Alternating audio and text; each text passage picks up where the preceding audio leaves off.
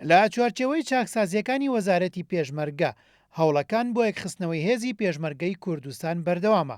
لەو بارەوە شۆڕش اسماعیل وەزیری پێشمەرگە لە دیدارێکدا لەگەڵ میدیاکاران ڕووناکی خستە سەر هەنگاوەکانی یەکخستنەوەی پێشمەرگە و ئەنجامدانی چاکسازیەکان لە ناو وەزارەتدا و ئەوەی ڕاگەیان لە هەنگاوی یەکەمدا بڕیاری وەرگرتنی ئابوونە لە ناو پێشمەرگە قەدەغە کراوە. هەروەها هەموو چالاکی و گربوونەوەیکی سیاسی لە ناو یەکە سەربازیەکان و وەزارەتی پێشمەرگەش قەدەغە کراوە، چونکە ئەو جۆرە کارانە لە پیشەیبوونی پێشمەرگە کەم دەکاتەوە.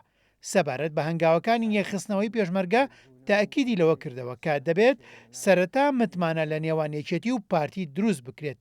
کاتی ئەوەش هاتووە یەکێتی و پارتی ڕێکەوتنێکی استراتیژی بکەن بۆ یەکخستنەوەی هێزی پێشمەرگە.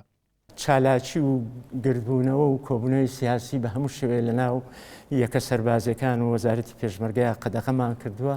هەموو ئەم کارە سیاسیانە لە پیشەیبوونی هێزی پێشمەرگە کەمەکاتەوە.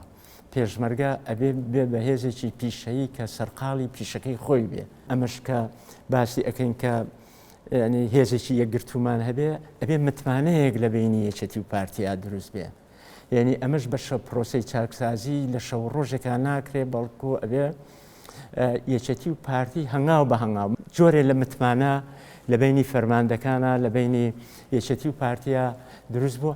ناڵێم قۆناغەکە متمانەکە گەیشتوەتە لوتکە ئیتر وەختێتی کە ئەم هێزە بێ بە هێزێکی یەکگرتووی کوردستانی، بەڵام هێزێک ئینتیمای بۆ کوردستان هەبێ، هێزە ئینتیمای بۆ نیشتیمان هەبێ. هەرچەندە لە ئێستادا هاوپەیمانان بە مەبەستی یەخستنەوەی پێشمەرگە گوشارێکی زۆر دەکەن بۆ ئەوەی هێزی یەکگرتووی پێشمەرگە دروست بکرێت، بەڵام وەزیری پێشمەرگە دەڵێت بێجگە لە هاوپەیمانان خەڵکی کوردستانیش یەکخستنەوەی هێزی پێشمەرگەیان سەپاندووە.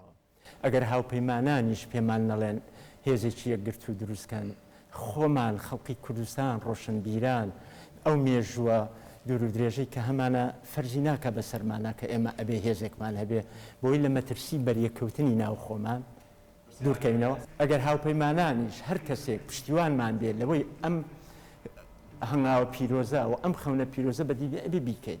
بەوتەی شۆڕش ئیسماعیل لە ماوەی 2 ساڵدا زیاتر لە 30,000 پێشمەرگەی هێزەکانی هەفتا و هەشتا خراونەتەوە سەر وەزارەتی پێشمەرگە و چەند لیوایەکیش ئامادەکراون بۆ یەکخستنەوە.